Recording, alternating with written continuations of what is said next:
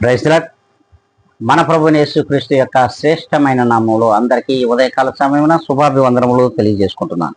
ఈ దినం దేవుడు మనకిచ్చినటువంటి ఒక నూతనమైన వాగ్దానం, తెస్సలోనికైలకు రాసినటువంటి మొదటి పత్రిక 2వ అధ్యాయము 13వ లేఖనాన్ని ఒక్కసారి మనము చూద్దాం.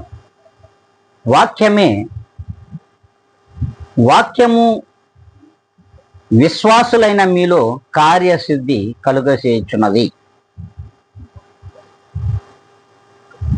వాక్యమే విశ్వాసులైనటువంటి మనందరిలో కూడా కార్యసిద్ధిని కలుగజేయుచున్నదని దేవుని వాక్యం సెలవిస్తుంది.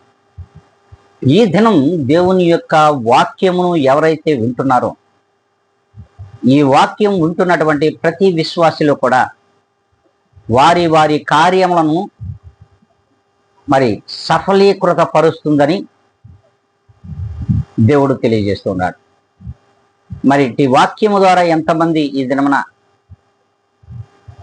నడుస్తున్నారు, ఎంతమంది అయితే ఈ వాక్యమును వారి హృదయంలో ఉంచుకుంటున్నారో, ఆ వాక్యము దేవుడై ఉన్నాడని, ఆ దేవుడే మిమ్మల్ని నడిపిస్తున్నటువంటి మీలో ప్రతి కార్యము కూడా సఫలపరచబడుతుందని నమ్మిన ప్రతి ఒక్క విశ్వాసి కూడా ఇప్పుడే తలలో ఉంచుకున్నట్లయితే, కళ్ళు మూసుకున్నట్లయితే ఇట్టి వాక్యం మీలో కార్యసిద్ధిని కలుగజేయును గాక.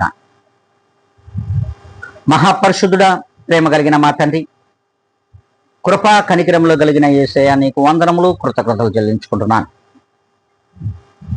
తండ్రి, నీవిచ్చినటువంటి ఈ గొప్ప వాగ్దానం చేత మమ్మలను ఈ దినమంతటిని కూడా మీరే నడిపించి, మా అందరి కార్యములను కూడా మీరు సఫలపరిచి, నీ నామమునకు మాత్రమే ఘనత మహిమ ప్రభావములు చెల్లించుకోమని బ్రతిమలాడుకుంటూ, జీవాధిపతి అయిన యేసుక్రీస్తు యొక్క శ్రేష్టమైన నామంలో ఇదిగోనైనా నన్ను నేను అతి మిక్కిలిగా తగ్గించుకొని అడిగి వేడుకొని ప్రార్థిస్తున్నాను మా తండ్రి.